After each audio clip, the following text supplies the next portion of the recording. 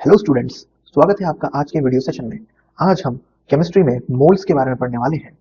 हम मोल्स को कैलकुलेट करना सीखेंगे, मोल्स का मतलब समझेंगे, एवोगैड्रो नंबर क्या है ये समझेंगे, एटॉमिक मास क्या है ये समझेंगे, मोलर मास क्या है ये समझेंगे और भी बहुत सारे डिस्कशन हम आज के लेक्चर में आपके साथ करने वाले हैं। तो चलिए आज का लेक्चर स्टार्ट करते हैं। लेक्चर शुरू करने से पहले मैं आपको मोल्स की इंपॉर्टेंस बताना चाहूंगा। जैसे सब्जी में आलू जो है किसी भी सब्जी में आप डाल सकते हो, वैसे ही मोल्स की कहानी है केमिस्ट्री में। केमिस्ट्री में बिना मोल्स को समझे आप कोई भी चीज को अच्छे से नहीं समझ सकते। आप चाहे मोलारिटी समझना चाहो, मोलालिटी समझना चाहो, मोल फ्रैक्शन समझना चाहो, या फिर 12th क्लास में जब आप कॉलिगेटिव प्रॉपर्टीज पढ़ोगे तो वहां पे भी आपका मोल कंसेप्ट काम आने वाला है। ठीक है, क्योंकि कॉलिगेटिव प्रॉपर्टी में आप मोलारिटी और मोलालिटी का इस्तेमाल करोगे और मोलारिटी को निकालने के लिए आपको मोल्स की जरूरत है। और इसी तरीके से बहुत सारी ऐसी जगहें होंगी केमिस्ट्री में जहां पे आपको मोल्स की जरूरत पड़ेगी। तो ये इंपॉर्टेंस आपको समझ में आ रही है। तो चलिए अब हम वीडियो लेक्चर को स्टार्ट करते हैं। देखिए दोस्तों, मोल्स क्या होते हैं। जैसे आपके एक डजन में 12 चीजें होती हैं, 12 क्वांटिटीज में लिख देता हूं। वैसे ही एक मोल में आपके एवोगैड्रो नंबर जितनी चीजें होती है। अब ये एवोगैड्रो नंबर क्या चीज है? ये एवोगैड्रो नंबर आपका इक्वल टू होता है 6.022 इंटू 10 रेज टू पावर 23 के। समझे? मान लो आप बाजार गए हो, आपने दुकान वाले भैया से बोला कि मुझे 1 डजन केले दे दो, तो वो आपको 12 केले देता है।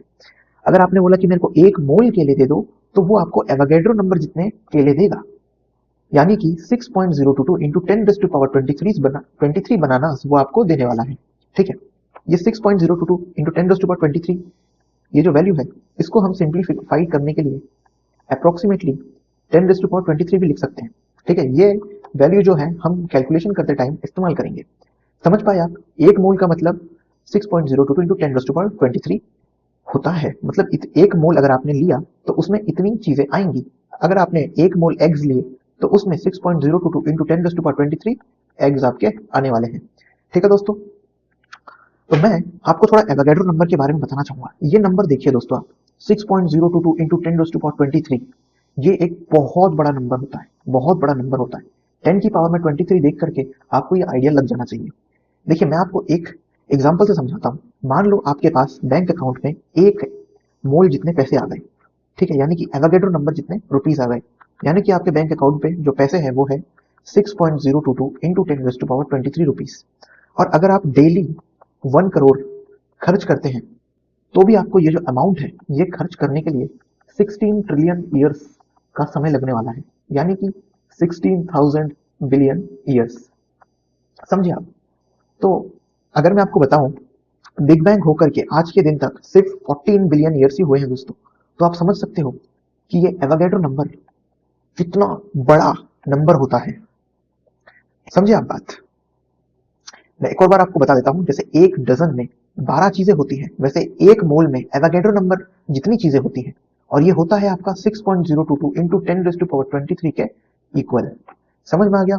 मैंने फिर आपको समझाया कि ये नंबर असल में कितना बड़ा है, कि अगर आप के बैंक अकाउंट में 6.022 into 10 raise to power 23 amount जितना पैसा आ जाए, अगर आप डेली 1 करोड़ रुपए भी खर्च करोगे तो ये पैसा आपको खर्च करने में 16,000 बिलियन ईयर्स लगेंगे, जो हमारे एज ऑफ यूनिवर्स से भी 1000 टाइम से भी ज्यादा बड़ा है। समझ गए आप? तो ये बहुत बहुत बहुत बहुत बड़ा नंबर है। आई होप एवोगैड्रो नंबर आपको क्लियर होगा और आपको ये भी समझ में आ गया होगा कि एक मोल में एवोगैड्रो नंबर जितनी चीजें होती हैं। समझे? अब आप देखो, मोलर मास का मतलब क्या होता है। मोलर मास, मोलर मास का मतलब होता है एक मोल का मास। मोलर मास का मतलब होता है एक मोल का मास। समझे आप? एक मोल का जितना मास होगा वो आपका मोलर मास होता है, यानी कि एक मोल में कितने क्वांटिटीज होती है? 6.022 इंटू 10 रेज टू पावर 23। लेकिन हम केमिस्ट्री में बात कर रहे हैं तो हम बोलेंगे कि एक मोल में 6.022 into 10 raise to power 23 substances होते हैं। सब्सटेंसेस आपके क्या हो सकते हैं केमिस्ट्री में? आपके एटम्स हो सकते हैं या फिर आपके मॉलिक्यूल्स हो सकते हैं। तो यानी कि 6.022 into 10 raise to power 23 substances का जितना वेट होगा ग्राम्स में, वो उसका मोलर मास होने वाला है। ठीक है, ये मोलर मास की यूनिट जो है ना, ये है ग्राम पर मोल। ठीक है, ये आपको ये बताता है कि इतने ग्राम सब्सटेंस का वजन 1 मोल के बराबर होगा।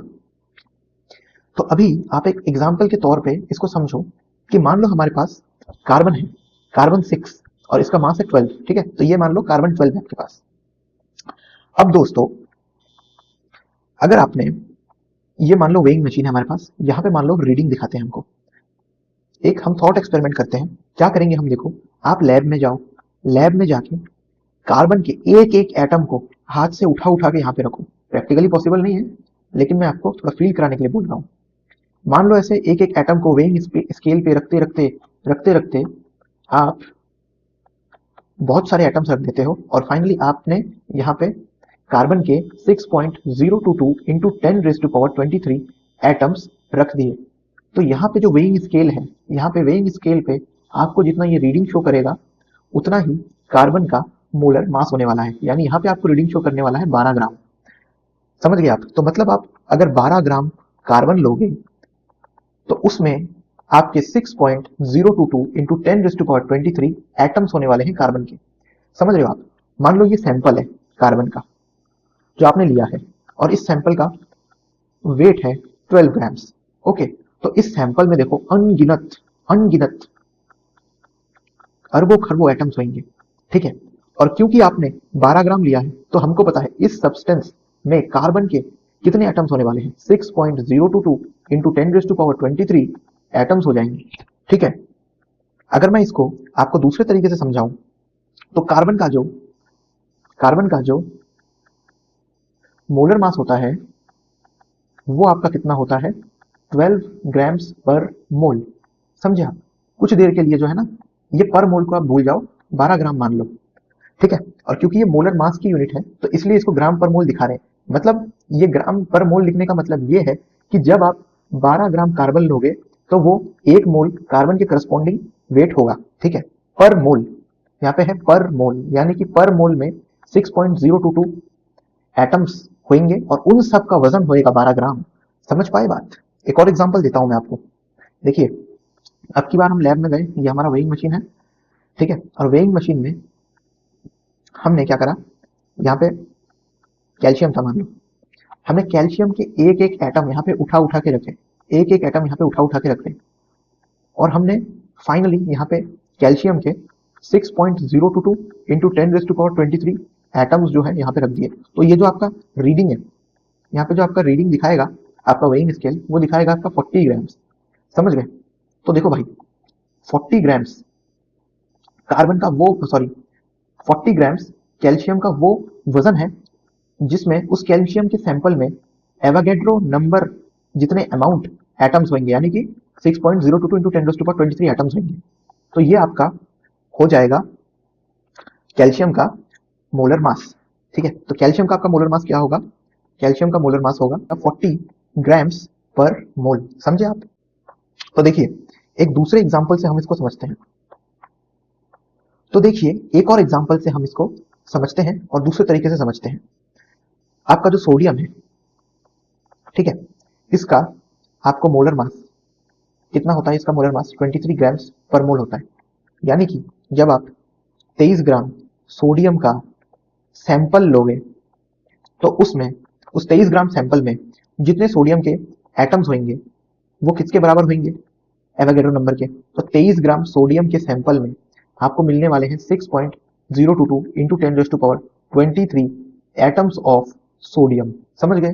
मोलर मास सोडियम का आपको दिया हुआ था 23 ग्राम्स पर मोल। इसका मतलब ये है कि ये 23 ग्राम के सैंपल में सोडियम के एटम्स 6.022 इंटू 10⁻23 के बराबर होते हैं। आई होप शायद आपका ये जो मोलर मास है, ये जो टॉपिक था, या फिर आपके जो भी डाउट्स हैं, वो शायद अब क्लियर हो गए होंगे स्टूडेंट्स, है ना? तो अब देखो, दूसरा टॉपिक हम यहाँ पे स्टार्ट करते हैं। दूसरा टॉपिक अपना होने वाला है एटॉमिक मास। एटॉमिक मास, ठीक है। एटॉमिक मास का मतलब होता है किसी भी एलिमेंट के एक एटम का mass, mass of one atom of an element. देखो भाई, किसी भी एटम के, सॉरी, किसी भी एलिमेंट के एक एटम का मास एटॉमिक मास होता है। समझ गए?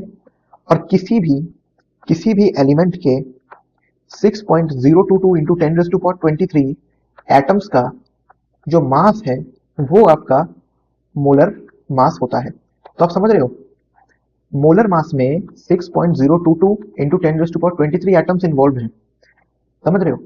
और एटॉमिक मास में बस एक एटम की ही बात की गई है, एक एटम का मास एटॉमिक मास होता है, समझ में आ गया। और 6.022 इंटू 10⁻23 एटम्स का मास आपका मोलर मास होता है, क्योंकि एक मोल का मतलब 6.022 इंटू 10⁻23 होता है। ऑलराइट, तो यहाँ पे एक एग्जांपल लेते हैं। एग्जांपल में हम लेने वाले हैं, ये देखो अपना कार्बन लेते हैं, एटॉमिक नंबर 6, मास नंबर 12, समझ में आ गया। तो इसका क्या बोलते हैं हम, एटॉमिक मास कितना होगा, ये होगा आपका 12U। एटॉमिक मास को रिप्रेजेंट करने के लिए हम जो यूनिट इस्तेमाल करते हैं वो होता है आपका U। U का मतलब क्या होता है, यूनिफाइड मास, यूनिफाइड मास बोलते हैं इसको, समझ में आ गया। या फिर आप AMU भी बोल सकते हो। AMU का मतलब होता है एटॉमिक मास यूनिट, लेकिन यार मॉडर्न डेज में ये U इस्तेमाल होता है, तो इसलिए मैंने आपको U के टर्म्स में यहाँ पे बताया है, यूनिफाइड मास। लेकिन AMU भी दिया हुआ रहता है, यानी कि एटॉमिक मास यूनिट, समझ गया ना। लेकिन मैं यही बोलूंगा, आप यू ही याद रखो, यू मॉडर्न डे टेक्निक है, यूनिफाइड मास बोलते हैं, समझ में आ गया आपको। 1U का मतलब होता है यूनिफाइड मास, तो ये आपका 1U बराबर हो जाएगा 1.67 इंटू 10⁻⁻27 kg। अगर आपको यूनिफाइड मास को kg में कन्वर्ट करना है तो आप ऐसे करोगे, अगर आपको इसको ग्राम्स में कन्वर्ट करना है तो 1.67 इंटू 10⁻⁻24 ग्राम्स आपका आएगा। ये एक यूनिफाइड मास को आप 1.67 इंटू 10⁻⁻27 लिख सकते हो। तो अगर आपको ये 12U जो है यहाँ पे 12 यूनिफाइड मास, जो कि एक एटम, कार्बन के एक एटम का मास है, अगर आपको इसको कन्वर्ट करना है ग्राम में तो आप करोगे 12 इंटू 1.67 इंटू 10⁻⁻24 ग्राम्स, समझ गए आप। अब देखो इधर, अगर आपके मन में ऐसा डाउट है कि यार एटॉमिक मास को हम यूनिफाइड मास के टर्म्स में डिफाइन कर रहे हैं और मोलर मास को हमने ग्राम्स के टर्म में डिफाइन करा है, तो ऐसा हम क्यों कर रहे हैं, ठीक है। एटॉमिक मास का मतलब एक एटम का मास होता है, मोलर मास का मतलब एवोगैड्रो नंबर जितने एटम्स का मास होता है। अब आप इस चीज को ध्यान से समझो, एक यूनिफाइड मास का मतलब होता है 1.67 इंटू 10⁻⁻24 ग्राम्स। तो हम दोनों को ग्राम में क्यों नहीं ले लेते, तो यार दोनों को अगर ग्राम में लेंगे तो मोलर मास में तो कोई दिक्कत होने वाली नहीं है, लेकिन यार यूनिफाइड मास में बहुत ज्यादा दिक्कत हो जाएगी। वो क्यों होगी, देखो, जैसे एक कार्बन एटम का जो मास होता है वो यूनिफाइड मास होता है। अगर आप इस 12U को ग्राम्स में कन्वर्ट करोगे तो ये बहुत बहुत छोटा आएगा, ये आपका बहुत बहुत छोटा आएगा दोस्तों, बहुत बहुत छोटा। और जब आप इसका इस्तेमाल करके कैलकुलेशंस करोगे यूनिफाइड मास के टर्म्स में, तो यार उसमें एरर्स आने की संभावनाएं बहुत ज्यादा गुना बढ़ जाएगी। तो सिंप्लिसिटी के लिए साइंटिस्ट ने एटॉमिक मास को यूनिफाइड मास के रूप में ही रहने दिया। तो इसलिए एक कार्बन एटम का जो मास होता है वो 12U होता है और हम उसको कन्वर्ट नहीं करते ग्राम्स में, समझ गए आप। तो देखो यार, मोलर मास के साथ क्या दिक्कत थी, मोलर मास को हमने यूनिफाइड मास के टर्म्स में क्यों नहीं लिखा, ग्राम्स के टर्म्स में क्यों लिखा, क्योंकि यार ये जो मोलर मास की हम बात करते हैं ना, उसमें देखो Na एटम्स इन्वॉल्व है, यानी कि बहुत सारे एटम्स है इसमें, 10⁻23 एटम्स, ठीक है। और अगर आप मान लो यहाँ पे कार्बन 12 है आपके पास, आप अगर 12 ग्राम को यूनिफाइड मास में कन्वर्ट करने के लिए जाओगे तो यार अननेसेसरीली बहुत ज्यादा बड़ी वैल्यू आ जाएगी, और बड़ी वैल्यू में हमको कैलकुलेशन करने में बहुत लंबे लंबे कैलकुलेशंस करने पड़ेंगे। तो यार सिंप्लिसिटी के लिए इसको ग्राम में रखा गया और एटॉमिक मास को यूनिफाइड मास के तौर पे रखा गया। आई होप इतना आपको क्लियर हो रहा होगा। तो देखो, एक मैं आपको छोटी सी चीज बताना चाहूंगा यहाँ पे, और वो छोटी सी चीज क्या है दोस्तों,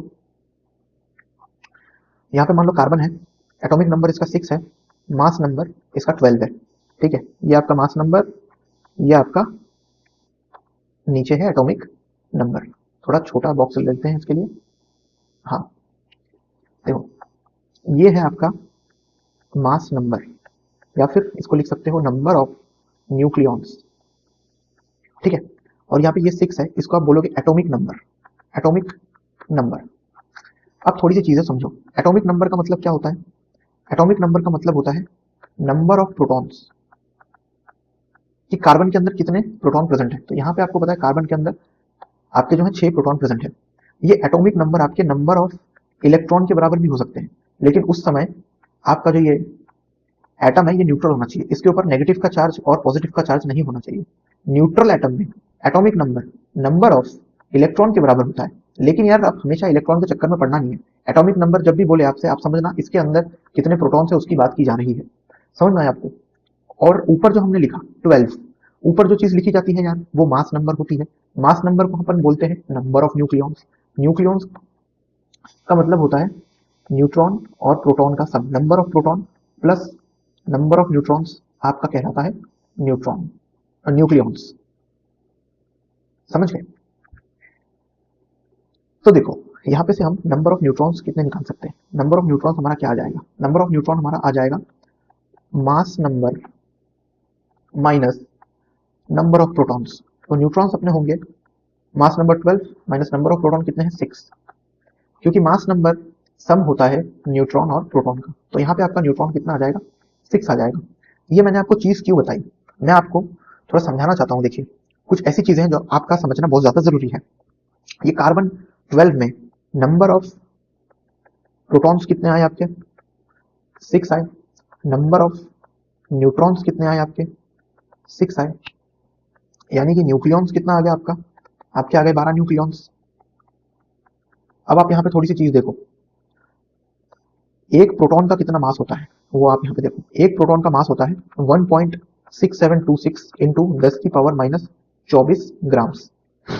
एक न्यूट्रॉन का मास कितना होता है? एक न्यूट्रॉन का मास होता है 1.6749 इंटू 10 की पावर माइनस 24 ग्राम्स। समझे भाई? तो यहां से आपको, इस डेटा से आपको ये चीज पता चल रहा है कि भाई न्यूट्रॉन जो है वो प्रोटॉन से, न्यूट्रॉन जो है वो प्रोटॉन से हैवियर है, स्लाइटली हैवियर है। क्योंकि देखो यहाँ पे 1.67, यहाँ पे 1.67, यहाँ तक ठीक है। लेकिन ये प्रोटॉन में यहाँ पे 26 आता है, यहाँ पे आपका 26 आता है, और यहाँ पे न्यूट्रॉन में आपका 49 आता है। तो न्यूट्रॉन स्लाइटली ज्यादा भारी होता है आपके प्रोटॉन के मास से। लेकिन ओवरऑल जो इनका मास है वो अपन अप्रोक्सीमेटली ऐसा लिख सकते हैं, mass of proton approximately equal to mass of neutron, जिसको अपन लिख सकते हैं 1.67 इंटू 10 की पावर माइनस 24 ग्राम। ऐसे अपन लिखेंगे तो कोई हर्ज नहीं है दोस्तों, लिख सकते हैं ऐसा। क्योंकि देखो डेसिमल के बाद 2 प्लेसेस तक डिजिट्स तो हमारी सेम है, और मल्टीप्लीकेशन में भी देख लो 10⁻24 माइनस 24 आ रहा है ना, दोनों सेम चीजें हैं। तो हम इसको ऐसे लिख सकते हैं। तो अब मैं आपको यहाँ पे एक चीज समझाना चाहता हूँ। एक रफ डायग्राम बना लेते हैं एटम का, ठीक है? मान लो ये कार्बन 12 का एटम है। यहाँ पे मैं बनाता हूँ, यहाँ पे मैं नीचे इसको ड्रॉ कर लेता हूँ। मान लो ये हमारा न्यूक्लियस है और ये अपने ऑर्बिट्स है, ठीक है? इलेक्ट्रॉन्स इसमें रिवॉल्व कर रहे हैं। ये रहा आपका इलेक्ट्रॉन, ये रहा, ठीक है? वैसे रफली बना रहा हूँ। और ये अपना न्यूक्लियस है। न्यूक्लियस के अंदर क्या है? न्यूट्रॉन है और प्रोटॉन है। इनको कंबाइंडली अपन ने क्या बोला? कंबाइंडली बोला इनको न्यूक्लियॉन्स। तो जब भी अपन एटम का मास निकाल रहे होते हैं ना, तो अपन मास ऑफ प्रोटॉन और मास ऑफ न्यूट्रॉन की बात करते हैं। अपन कभी भी इसमें मास ऑफ इलेक्ट्रॉन की बात नहीं कर रहे होते। समझ में आया? ऐसा क्यों करते हैं? देखो, मास ऑफ इलेक्ट्रॉन को इसमें इंक्लूड नहीं करते, मास of proton plus mass of neutron इसको रहने देते हैं। ऐसा इसलिए क्योंकि ये जो इलेक्ट्रॉन का जो मास होता है, मास ऑफ इलेक्ट्रॉन, ये होता है आपका 9.1 इंटू 10 की पावर माइनस 31 kg। और मैंने आपको न्यूक्लियॉन्स का वजन बताया था 1.67 इंटू 10 की पावर माइनस 24 ग्राम्स। अगर आप इसको केजी में कन्वर्ट करो तो आप यहाँ पे लिखोगे माइनस 27 kg। तो ये देखो, ये जो इलेक्ट्रॉन का मास है ना, इलेक्ट्रॉन का मास न्यूक्लियॉन्स के मास के कंपैरिजन में बहुत बहुत छोटा है, मतलब नेग्लिजिबल मास है। तो न्यूक्लियस के मास को अपन जोड़े या ना जोड़े, इससे कोई फर्क पड़ता नहीं है एटम के ओवरऑल मास में। समझ गए आप? तो इसका मतलब जब भी हम एटम का मास निकालना चाह रहे हैं तो हम उसके न्यूक्लियस की बात कर रहे हैं, उसके न्यूक्लियर मास की बात कर रहे होते हैं, क्योंकि उसमें ही आपका प्रोटॉन और न्यूट्रॉन प्रेजेंट होता है कि नहीं दोस्तों? इलेक्ट्रॉन्स के मास से हमको कोई लेना देना नहीं होता। जब भी एटम का मास निकालते हो तो हम उसका न्यूक्लियर मास से निकाल रहे होते हैं। समझ गए? तो यहाँ पे देखो, मैं आपको एक और चीज बता देता हूँ। ये कार्बन 12 जो है, इसमें नंबर ऑफ प्रोटॉन्स आपके 6 थे, नंबर ऑफ न्यूट्रॉन्स आपके 6 थे, ठीक है। अब एक काम करते हैं अपन, प्रोटॉन 6 थे तो प्रोटॉन का वजन कितना था दोस्तों? प्रोटॉन का वजन था आपका 1.6726 इंटू 10 की पावर -24 ग्राम। एक प्रोटॉन का वजन इतना था तो हमने इसको 6 से मल्टीप्लाई कर लिया तो ये 6 प्रोटॉन का वेट आ गया। प्लस में हम अगर न्यूट्रॉन का वजन प्लस करेंगे तो कितना होगा वो 1.6749 इंटू 10 -24 ग्राम्स। देखिए तो ये आपका आ चुका है कार्बन के न्यूक्लियॉन्स का इंडिविजुअल सम, ठीक है। ये एक कार्बन एटम के लिए है। अगर अपन ऐसा करते हैं, मान लो इस पूरी वैल्यू को थोड़ी देर के लिए x मान लो, अगर अपन इस वैल्यू को एवोगैड्रो नंबर से मल्टीप्लाई कर दें तो हमको 1 मोल कार्बन एटम का मास मिल जाएगा ग्राम्स में, और वो जो मास आएगा ना आपका वो अप्रोक्सीमेटली इक्वल आएगा 12.1 ग्राम्स के। समझ गए भाई? तो दोस्तों ये तो आपका आ गया इंडिविजुअल सम, ठीक है। तो दोस्तों ये ऊपर वाली जो टर्म थी ये थी आपकी इंडिविजुअल सम ऑफ न्यूट्रॉन और प्रोटॉन। एक कार्बन एटम के न्यूट्रॉन और प्रोटॉन का ये इंडिविजुअल सम था, ठीक है। ये एक कार्बन एटम के लिए ये चीज है, इसको हमने x डिफाइन करा है। अब इस x को अगर मैं एवोगैड्रो नंबर से मल्टीप्लाई कर दूंगा तो हमको 1 मोल ऑफ कार्बन एटम का मास मिलना चाहिए, और वो कितना मिलना चाहिए? वो मिलना चाहिए हमको 12.1 ग्राम्स पर मोल। लेकिन ऐसा होता नहीं है, ठीक है। जो आपका एक्चुअल मास आता है, मोलर मास जो आपका एक्चुअल आता है कार्बन 12 का, वो आता है आपका 12.01 ग्राम पर मोल। तो ऐसा क्यों होता है? तो आप देख सकते हो यहाँ पे जो मास है वो कम आया है, ठीक है। यहाँ पे जो मास है वो कम आया है। जब हमने इंडिविजुअल सम किया तो ये आपका आ गया 12.1, लेकिन जब हमने दोनों को मिला करके न्यूक्लियस बना दिया, ठीक है, प्रोटॉन और न्यूट्रॉन को मिलाने से क्या बनाया अपन ने? न्यूक्लियस बनाया। न्यूक्लियस बनाया तो हमने एटम बना दिया। तो ये न्यूक्लियर का जो मास आया आपका, न्यूक्लियर मास, वो देखो कम आया थोड़ा। ऐसा क्यों हुआ? ये हुआ एक फिनोमिना के कारण जिसको अपन बोलते हैं मास डिफेक्ट। जिसको अपन क्या बोलते हैं? मास डिफेक्ट, ठीक है। तो यार देखो मास डिफेक्ट में क्या होता है,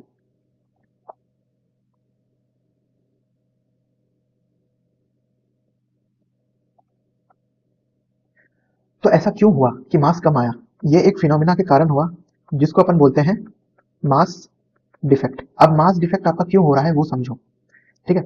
ये जो आपका न्यूक्लियस होता है ना एटम का, ये बहुत बहुत छोटा होता है। ये न्यूक्लियस का आपका जो रेडियस होता है ये अप्रोक्सीमेटली 1 फर्मी के रेंज का होता है, यानी कि 10⁻⁻15 मीटर्स के आसपास। और इतने से जगह में, ये तो मैंने बहुत बड़ा बना दिया है, इतने से छोटे से जगह में न्यूट्रॉन्स को भी रहना है, प्रोटॉन्स को भी रहना है। और प्रोटॉन्स तो भाई, प्रोटॉन्स तो आपके पॉजिटिवली चार्ज होते हैं ना, प्रोटॉन्स आपके पॉजिटिवली चार्ज होते हैं, तो प्रोटॉन्स एक दूसरे को रिपेल भी करते हैं। समझ में आया आपको? तो इस छोटे से जगह में आपको प्रोटॉन और न्यूट्रॉन दोनों को कन्फाइंड करके एक दूसरे के साथ बाइंड करके रखना है। तो ये जो मास है ना, ये जो मास था, यहाँ पे देखो इसका थोड़ा सा अमाउंट जो है एनर्जी में कन्वर्ट हो गया न्यूट्रॉन और प्रोटॉन को इतने छोटे से जगह में कन्फाइंड स्पेस में बाइंड करने के लिए। समझ में आया? और वो जितना मास एनर्जी में कन्वर्ट हो गया उतना मास मास डिफेक्ट के फॉर्म में यहाँ से देखो गायब हो गया है। समझ रहे हो आप? और वो मास बन गया है आपका एनर्जी, जो न्यूक्लियस के अंदर न्यूट्रॉन्स और प्रोटॉन्स को बाइंड करके रखता है, और उस एनर्जी का नाम होता है दोस्तों बाइंडिंग एनर्जी। Binding energy. तो मास आपका जो गायब हुआ वो बाइंडिंग एनर्जी के फॉर्म में न्यूक्लियस के अंदर न्यूट्रॉन्स और प्रोटॉन्स को एक छोटे से कन्फाइंड स्पेस में बांध के रखा हुआ है। ये न्यूक्लियर स्टेबिलिटी प्रोवाइड करने में हेल्प करता है। ये जो मास यहां से आपका एनर्जी में कन्वर्ट हुआ है, ये आप समझ सकते हो सर आइंस्टाइन के E is equal to mc square के रिलेशन से, जो आपको बताता है मास एनर्जी इक्विवेलेंस, यानी कि एनर्जी को मास में और मास को एनर्जी में कन्वर्ट किया जा सकता है। तो यहाँ पे जो ये मास है, ये मास आपका एनर्जी में कन्वर्ट हो गया। क्यों? क्योंकि न्यूक्लियस को स्टेबिलिटी प्रोवाइड करनी थी। तो ये जो मास डिफेक्ट हुआ है दोस्तों, अगर आपको इसको कैलकुलेट करना है तो आप कैसे कैलकुलेट करोगे? मास डिफेक्ट होता है आपका डेल्टा एम।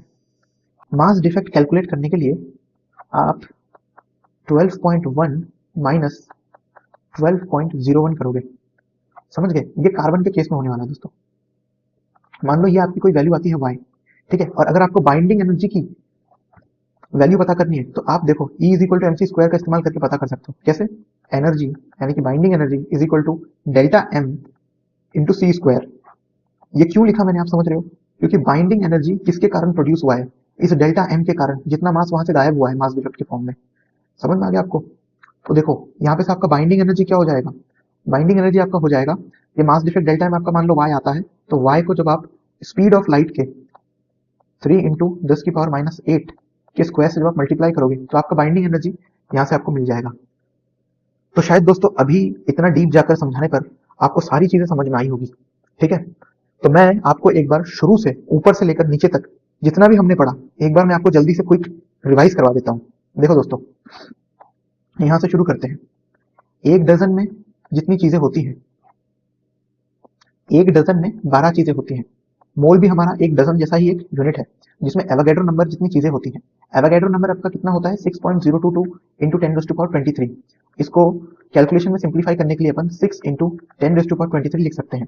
फिर मैंने आपको असल में बताया पैसे का एग्जाम्पल दे करके कि एवोगैड्रो नंबर कितना बड़ा आपका वैल्यू होता है, कि आपके बैंक अकाउंट में अगर इतने पैसे आ जाए, डेली 1 करोड़ रुपए खर्च करोगे तो भी 16,000 बिलियन ईयर्स लग जाएंगे इसको खर्च करने में।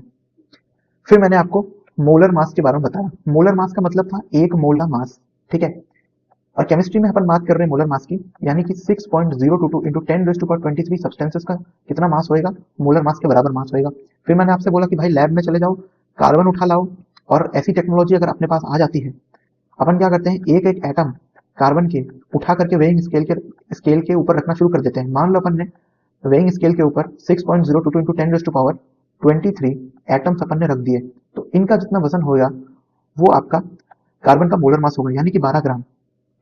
समझ में आ गया आपको? तो यहाँ पे अपन ने एक दूसरे एग्जाम्पल से, एक दूसरे तरीके से समझा कि यहाँ पे सोडियम है, सोडियम का मोलर मास 23 ग्राम पर मोल होता है। तो इसका मतलब क्या है? इसका मतलब यह है कि अगर आप 23 ग्राम सोडियम का सैंपल लोगे तो उसके अंदर सोडियम के जितने एटम्स आएंगे वो एवोगैड्रो नंबर के बराबर आ जाएगा। समझ में आ गया? फिर हमने बात करी एटॉमिक मास की। एटॉमिक मास का मतलब क्या होता है? एक एटम का मास आपका एटॉमिक मास कहलाता है, ठीक है? तो यहाँ पे कार्बन की हमने जब बात करी, कार्बन के एक एटम का मास कितना होता है? 12 यू, यानी यूनिफाइड मास। ऐसे अगर आप कैल्शियम की बात करोगे, एक एटम कैल्शियम का मास कितना हो जाएगा? 40 यू, 40 यूनिफाइड मास, ठीक है? फिर मैंने आपको यूनिफाइड मास का कन्वर्जन सिखाया केजी में और ग्राम्स में। ये डेटा आप याद रख लो तो अच्छा है। यहाँ से आपको एक और चीज समझ में आती है, ये जो अपन ने यूनिफाइड मास लिखा था 1.67 इंटू 10⁻⁻27 किलोग्राम, ये असल में आप देखो तो मास ऑफ 1 न्यूक्लियन के बराबर है, ठीक है? फिर अपन ने एटॉमिक मास और मोलर मास में थोड़ा डिफरेंस समझा। एटॉमिक मास एक एटम का मास होता है और मोलर मास एवोगैड्रो नंबर जितने एटम का मास होता है। फिर मैंने आपको बताया मोलर मास को ग्राम्स में क्यों लिया और एटॉमिक मास को यूनिफाइड मास यानी यू के फॉर्म्स में क्यों लिया गया। क्यों लिया गया दोस्तों? क्योंकि एटॉमिक मास एक एटम का मास होता है और वो बहुत बहुत छोटा आएगा अगर आप यूनिफाइड मास को ग्राम्स में कन्वर्ट करोगे, जिससे आपकी कैलकुलेशंस में एरर की पॉसिबिलिटी बहुत ज्यादा बढ़ जाएगी। इसलिए इसको यूनिफाइड मास के टर्म्स में ही रखा गया।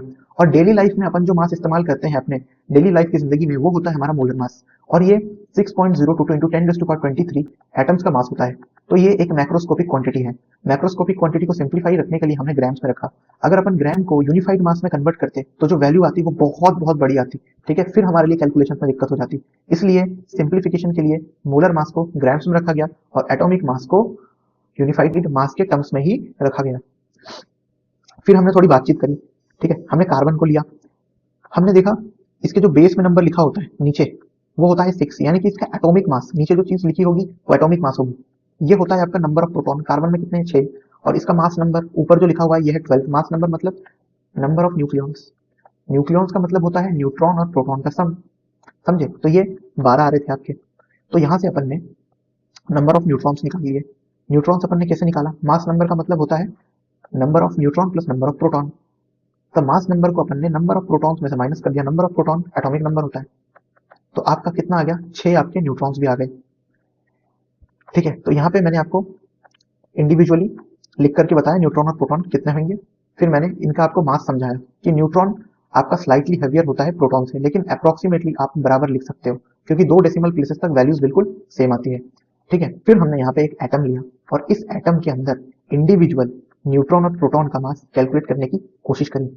मैंने आपको ये भी बताया जब भी हम एटम का मास निकालते हैं तो हम उसके न्यूक्लियर मास को निकालते हैं। हम इलेक्ट्रॉन के मास को कंसिडर नहीं करते बिकॉज इलेक्ट्रॉन का मास न्यूक्लियॉन्स के मास के कंपैरिजन में नेग्लिजिबल होता है। समझ गए दोस्तों? तो यहाँ पे कार्बन का अपन ने एटम लिया था, कार्बन का एटम लेके अपन ने इंडिविजुअली ये जो चीज करी, इंडिविजुअली एक कार्बन एटम का मास निकाला, ठीक है, जिसको अपन ने एक्स कंसिडर कर लिया। फिर हमने इंडिविजुअली मोलर मास निकालने की कोशिश करी और इसको एवोगैड्रो नंबर से मल्टीप्लाई करा। तो हमने ये पाया कि एक मोल कार्बन का मास क्या होना चाहिए, 12.1 ग्राम होना चाहिए, लेकिन होता कितना है असलियत में, 12.01 ग्राम। ऐसा क्यों होता है? Because of mass defect. और मास डिफेक्ट क्यों हो रहा है? मास डिफेक्ट इसलिए हो रहा है दोस्तों क्योंकि न्यूक्लियस एक बहुत छोटी सी जगह है, यहाँ पे न्यूट्रॉन और प्रोटॉन को कन्फाइंड स्पेस में बाइंड करने की जरूरत है। इसलिए जो आपका न्यूक्लियॉन का थोड़ा सा मास होता है वो एनर्जी के फॉर्म में कन्वर्ट हो जाता है और न्यूट्रॉन और प्रोटॉन को एक कन्फाइंड स्पेस में बाइंड कर देता है। और ये जितना मास आपका मास डिफेक्ट के फॉर्म में गायब होता है, ये उतना बाइंडिंग एनर्जी के फॉर्म में आपका बाइंडिंग का काम करता है। मास एनर्जी इक्विवेलेंस से हमने इस चीज को समझा। समझ गए? मास डिफेक्ट निकालना भी हमने यहाँ से देखा कि मास डिफेक्ट कैसे निकालेंगे। उसके बाद बाइंडिंग एनर्जी के टर्म्स में भी हमने देखा कि आप बाइंडिंग एनर्जी कैसे निकाल सकते हो। मास डिफेक्ट को स्पीड ऑफ लाइट के स्क्वायर से मल्टीप्लाई करके आप बाइंडिंग एनर्जी से बाइंडिंग एनर्जी निकाल सकते हो। समझ में आया? तो इसका मतलब यह है कि ब्रह्मांड में आप कोई सा भी एटम उठा लो, उसके इंडिविजुअल न्यूट्रॉन और प्रोटॉन का सम करो और उसके आप एक्चुअल मास को जब देखोगे तो इंडिविजुअल प्रोटॉन न्यूट्रॉन का सम हमेशा एक्चुअल मास के कंपैरिजन में ज्यादा आएगा। क्यों ज्यादा आएगा? क्योंकि जब आप कंबाइन करके न्यूक्लियस बनाओगे तो न्यूक्लियस के स्टेबिलिटी के लिए कुछ मास गायब हो जाएगा, बाइंडिंग एनर्जी के फॉर्म में कन्वर्ट हो जाएगा। इसलिए जो मास है आपका वो घट जाता है। तो चलिए स्टूडेंट्स, यहाँ पे हम मोल्स निकालने के लिए कुछ फॉर्मूलेस पढ़ लेते हैं और ये आप याद रखना, मैं आपको 3 फॉर्मूले बताने वाला हूँ और ये हर जगह आपके इस्तेमाल होंगे। तो देखो, number of moles, number of moles इसको हम स्मॉल n से रिप्रेजेंट करते हैं। इसके होते हैं आपके 3 फॉर्मूले, ठीक है, पहला, दूसरा, तीसरा। मैं नीचे लिख रहा हूँ। पहला फॉर्मूला आपका होगा number of moles. Number of moles आपका होता है जितना आपको वेट दिया हुआ रहेगा, मतलब given mass divided by molar मास। जितना मास आपको दिया हुआ रहेगा उस मास को आप मोलर मास से क्या करोगे, डिवाइड कर दोगे। मोलर मास क्या होता है? एक मोल का मास, जिसमें Avogadro number of substances, atoms या मॉलिक्यूल्स प्रेजेंट होते हैं। सेकंड फॉर्मूला आप देखो, number of moles is equal to number by Avogadro number. तो ये देखो, ये जो सेकंड वाला फॉर्मूला है ना, यहाँ पे मैंने लिखा है नंबर बाय एवोगैड्रो नंबर। तो ये नंबर ऑफ सब्सटेंसेस मान लो आपको दे देगा, आपसे बोल देगा कि नंबर ऑफ सब्सटेंसेस आपके मान लो 6.022 इंटू 10⁻23 आपके नंबर ऑफ सब्सटेंसेस दे दिए, ठीक है। सब्सटेंस में आपका एटम हो सकता है मान लो, या मॉलिक्यूल्स हो सकते हैं, ठीक है। तो इतने सब्सटेंस देकर के आपसे पूछेगा कि भाई इसमें बताओ इतने सब्सटेंस में नंबर ऑफ मोल्स कितने होंगे। तो आप नंबर ऑफ सब्सटेंस को जितना भी आपको दिया होगा उसको आप न्यूमरेटर में रखोगे, डिवाइड कर दोगे एवोगैड्रो नंबर से, ठीक है। तो इसको जब डिवाइड करोगे एवोगैड्रो नंबर से तो ये 1 के इक्वल आ जाएगा। तो ऐसे आपको कोई भी नंबर दिया जा सकता है, नंबर देके आपसे मोल पूछ लेगा तो एवोगैड्रो नंबर से डिवाइड कर दोगे। आपको मान लो वेट देकर के पूछ लेगा कि सब्सटेंस का इतना वेट है, ठीक है, तो आप बताओ उसमें नंबर ऑफ मोल्स कितने होंगे। तो आपको वो जो भी दिया होगा उसका मोलर मास पता होना चाहिए। मोलर मास से जैसे आप डिवाइड करोगे आपका नंबर ऑफ मोल आ जाएगा। पार्ट नंबर 3, ये देखिए, ये आपका होता है for gases at STP. STP पे स्टैंडर्ड टेम्परेचर प्रेशर में किसी गैस के आपको मोल्स निकालने तो क्या करोगे, वॉल्यूम ऑफ गैस जितना आपको दिया होगा, अगर लीटर में दिया होगा तो बढ़िया, क्योंकि हमें वैल्यू लीटर्स में रखनी है, उसको आप डिवाइड करोगे 22.4 लीटर से, ठीक है। इसका मतलब क्या हुआ, देखो कोई भी गैस, ठीक है, अगर वो 22.4 लीटर स्पेस ऑक्यूपाई कर रही है स्टैंडर्ड टेम्परेचर प्रेशर पे, तो वहां पे उस गैस का 1 मोल प्रेजेंट होता है। समझ गए? एसटीपी का मतलब होता है स्टैंडर्ड टेम्परेचर प्रेशर। टेम्परेचर होता है 0 डिग्री सेल्सियस यानी कि 273 केल्विन, और प्रेशर होता है आपका 1 एटमॉस्फेयर। अप्रोक्सीमेटली 1 एटमॉस्फेयर को आप क्या लिख सकते हो, 1 बार भी लिख सकते हो, ठीक है। तो देखो, ये तीनों फॉर्मूलेस आपके मोल्स को बताते हैं, ठीक है। तो आप इन तीनों को ऐसे भी लिख सकते हो। कैसे लिखोगे, number of mole is equal to given मास।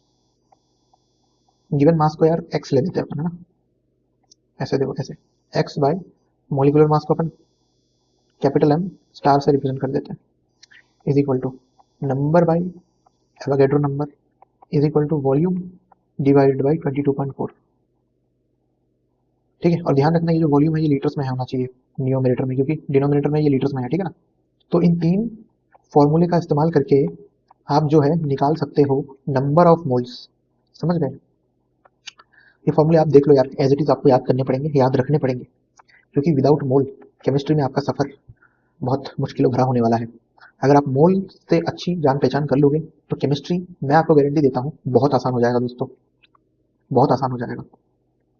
तो देख लो यार, एक और बार मैं बता देता हूँ, नंबर ऑफ मोल को स्मॉल एन से डिनोट करेंगे, गिवन मास जितना मास दिया होगा आप उसको मोलर मास से जब डिवाइड करोगे तो आपका मोल्स आ जाएगा। आपको मान लो कोई नंबर दिया है, ठीक है, आपको बोला है कि हमारे पास इतने नंबर ऑफ एटम्स हैं, तो अब आप बताओ कि उसमें नंबर ऑफ मोल्स कितने होंगे, तो आप एवोगैड्रो नंबर से उस नंबर को डिवाइड कर दोगे। अब ये जो लास्ट वाला है एसटीपी पे, स्टैंडर्ड टेम्परेचर प्रेशर पे, मान लो आपको ऑक्सीजन गैस दिया हुआ है 44.8 लीटर, आपसे बोला है इसमें नंबर ऑफ मोल्स निकालो। कैसे क्या करोगे आप? 44.8 लीटर को आप यहाँ पे रखोगे डिनोमिनेटर में, ये वैल्यू 44.8 डिवाइड करोगे किससे? 22.4 से, तो आपका क्या आंसर आ जाएगा? नंबर ऑफ मोल 2 आ जाएगा। ठीक है, यानी कि यहाँ से आप एक चीज और समझ सकते हो कि एक मोल जो होता है, देखो यहाँ पे मैं लिख देता हूँ, यहाँ पे देखो,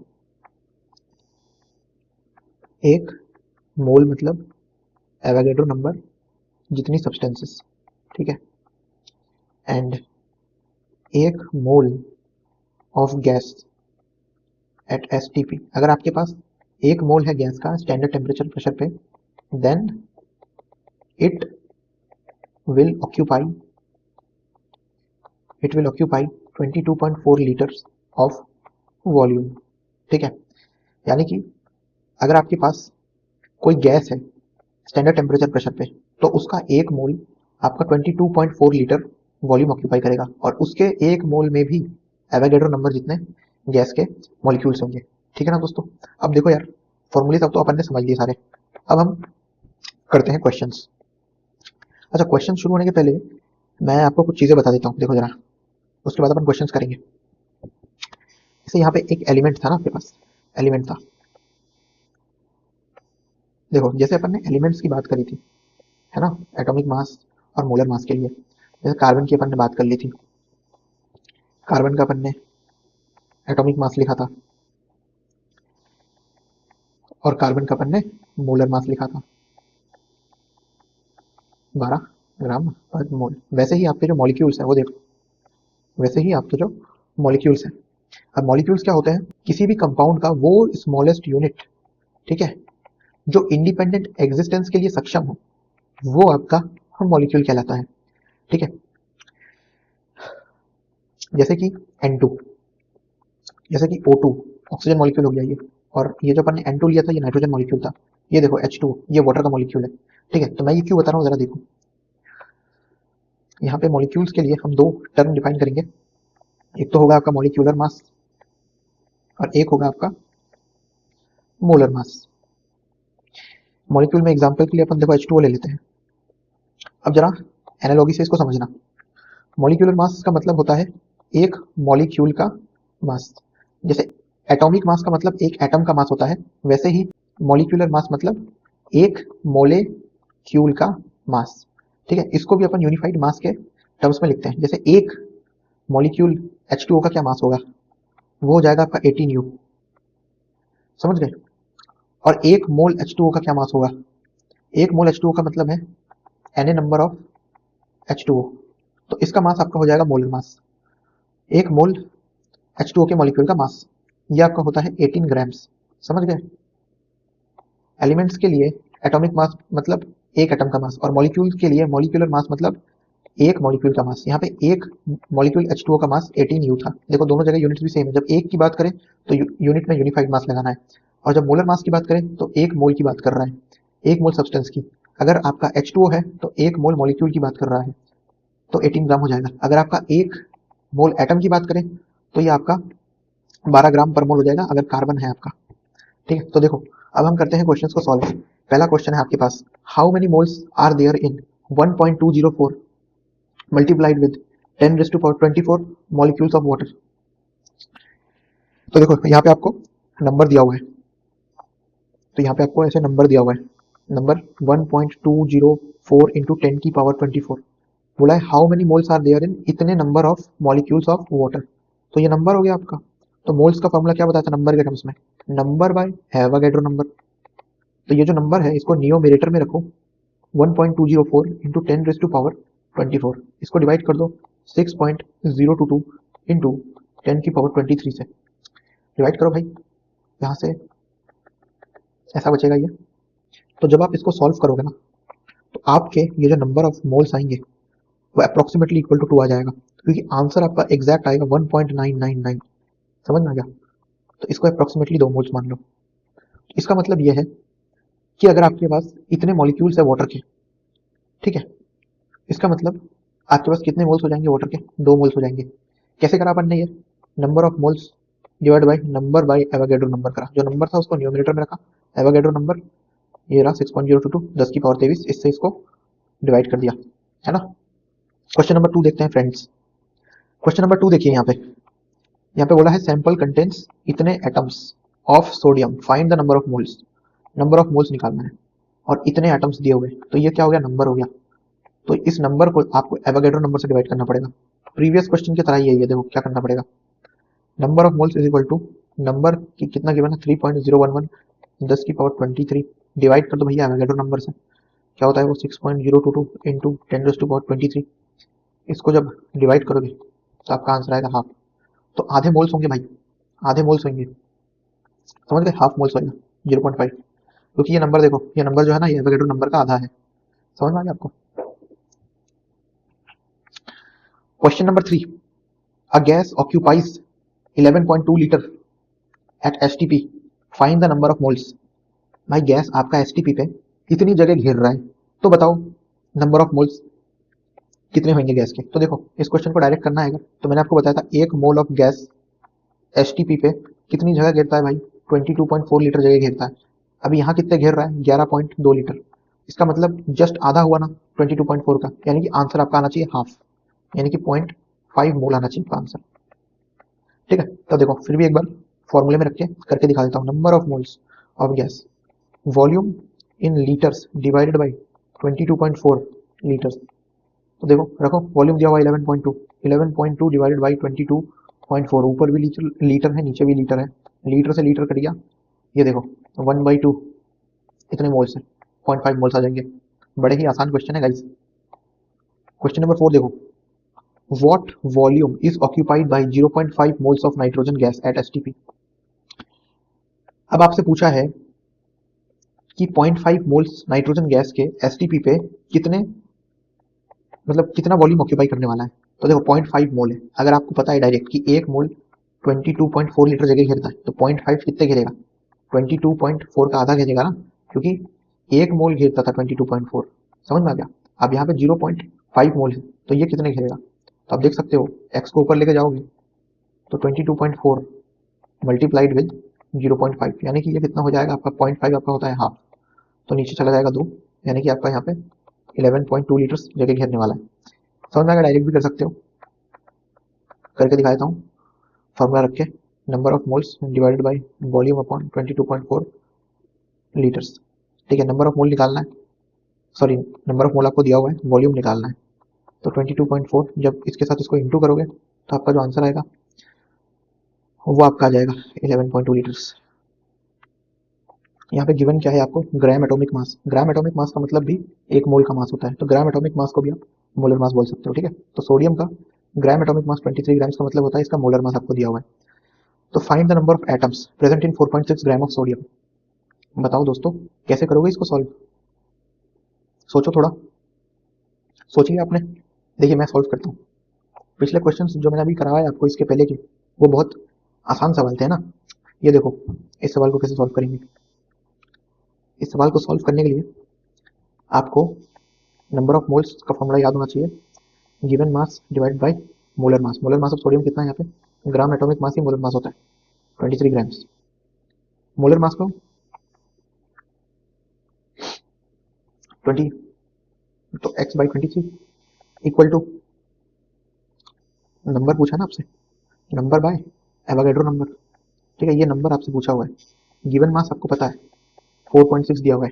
ठीक है, तो देखो 4.6 given mass divide by molar mass दिया हुआ है आपको 23 is equal to, number of atoms निकालने हैं भाई, number of atoms divide by Avogadro number 6.022 into 10⁻23। Number of atoms को आप y मान लो, है ना। तो ये क्या हो जाएगा आपका 6.022 इंटू 10⁻23, 4.6 से मल्टीप्लाई हो जाएगा और 23 से आपका डिवाइड हो जाएगा। डेसिमल काट के नीचे जीरो लगा लो, 23 टू जरिए चला जाएगा, समझे। और यहाँ पे एक जीरो ऐसे कट जाएगा और 2 का मल्टीप्लिकेशन है तो 12.044 इंटू 10 की पावर 22। तो इतने एटम्स है भाई आपके आपके इतने एटम्स है दोस्तों। ठीक है, आंसर आ चुका है आपका। यहाँ पे हमने क्या करा इस क्वेश्चन में हमें गिवन वेट से number of atoms find out करने दिया था। तो हमें पता है नंबर ऑफ मोल्स क्या होता है, given mass by molar mass.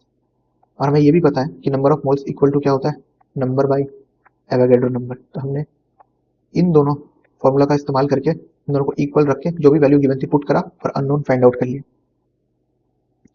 Question number 6, estimate the moles of air in classroom that has volume 4480000 cc।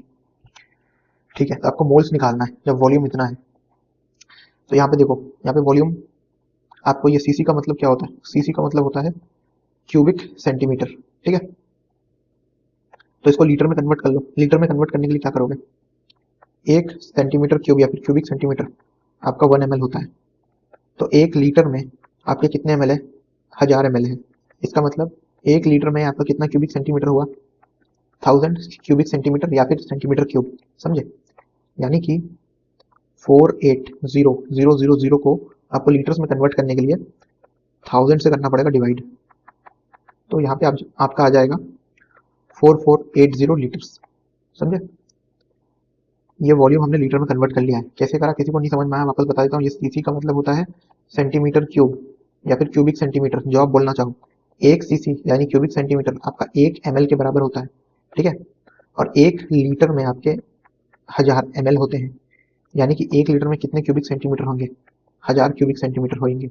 तो इसीलिए हमने 1000 क्यूबिक सेंटीमीटर क्यूब से इसको डिवाइड कर दिया और हमारा वॉल्यूम लीटर्स में आ गया। अब नंबर ऑफ मोल्स निकालने हैं आपको। तो गिवन आपके पास क्या है, गिवन वॉल्यूम 4480 डिवाइड बाई 22.4। जब आप 22.4 से 4480 को डिवाइड करोगे तो आपका नंबर ऑफ मोल्स आ जाएगा। तो कितना आएगा, कैलकुलेट करो जल्दी से। मैं जल्दी से कैलकुलेट करके आपको बताता हूँ। तो ये आपका आ जाएगा 200 मोल, 200 मोल्स आपके आएंगे। ठीक है, देख लो, कन्वर्जन ही था इसमें और कुछ नहीं था। तो क्लासरूम में हमारे पास एयर है जिसका वॉल्यूम इतना दिया हुआ था, मोल पूछा हुआ था। ठीक है, तो हमने क्या करा, मोल्स निकाल लिए। मान लो आप क्लासरूम में बैठे हुए थे। ठीक है, आपने ये पूरा वॉल्यूम इनहेल किया था। इसका मतलब आपने गैस के 200 मोल्स इनहेल कर लिए थे।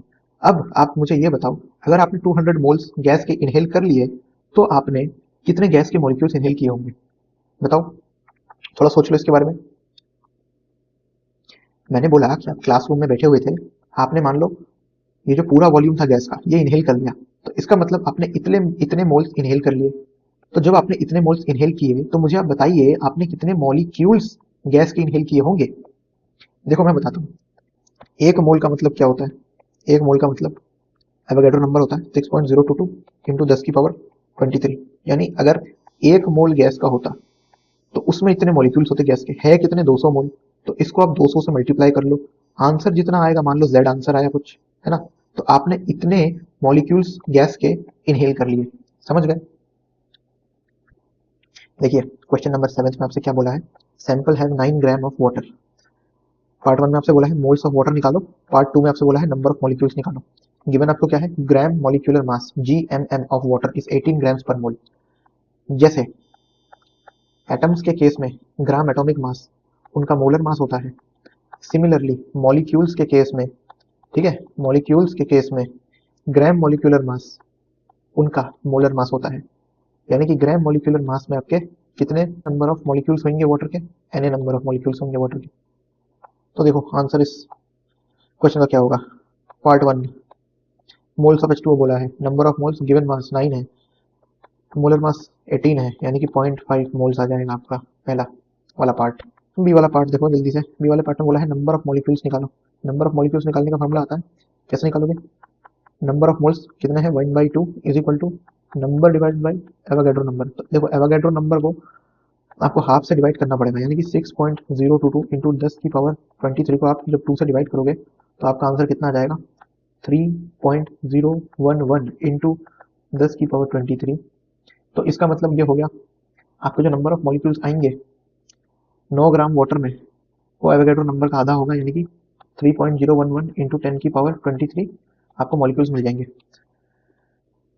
क्वेश्चन नंबर 8 देखिए guys, if the vapour density of gas is 16 what is the molar mass. आपको वेपर डेंसिटी देकर के मोलर मास पूछा है, ठीक है। तो इसका रिलेशन देख लो, क्या होता है वेपर डेंसिटी और मोलर मास में रिलेशन।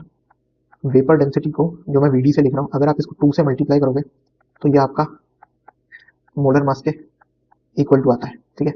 और वेपर डेंसिटी का मतलब भी मैं एक बार बता देता हूँ। वेपर डेंसिटी का मतलब होता है किसी गैस की डेंसिटी हाइड्रोजन के कंपैरिजन में कितनी हो, ठीक है। इसको अपन डिटेल में पढ़ेंगे नेक्स्ट लेक्चर में, वेपर डेंसिटी। फिलहाल आप ये रिलेशन याद रख लो, इतना डिटेल में आपसे पूछेगा नहीं, लेकिन मैं फिर भी बता देता हूँ आपको। तो यहाँ पे वेपर डेंसिटी कितनी है, 16 है, ठीक है। तो 16 को जब 2 से मल्टीप्लाई कर दोगे तो आपका मोलर मास आ जाएगा गैस का, जो क्या आ जाएगा आपका 32 ग्राम्स पर मोल। कुछ पता लग रहा है 32 ग्राम्स पर मोल किस गैस का मोलर मास होता है? ये होता है आपके O2 गैस का मोलर मास, ठीक है। और यहाँ पे जो वेपर डेंसिटी यहाँ पे जो 16 दी हुई थी ना, ये देखो वेपर डेंसिटी यहाँ से जो 16 दी हुई थी, इसका मतलब ये था आपका, इसका मतलब ये था कि हाइड्रोजन के कंपैरिजन में ऑक्सीजन गैस का जो वेपर है वो 16 गुना ज्यादा भारी है, ठीक है। तो वेपर डेंसिटी को 2 से मल्टीप्लाई करके मोलर मास निकाल दिया अपन ने, कितना आया मोलर मास, 32 ग्राम पर मोल। मैंने आपसे फिर पूछा अच्छा बताओ 32 ग्राम पर मोल किस गैस का मोलर मास होता है, देखकर कुछ पता चल रहा है? तो फिर आपने जवाब दिया ऑक्सीजन गैस का मोलर मास इतना होता है, ठीक है स्टूडेंट्स। तो यार बताइएगा मोल कंसेप्ट में मैंने जो कंफ्यूजन है आपकी वो दूर करने की कोशिश करी है, बताना वीडियो लेक्चर कैसा लगा, ठीक है। तो मिलते हैं आपसे नेक्स्ट लेक्चर में, गुड बाय।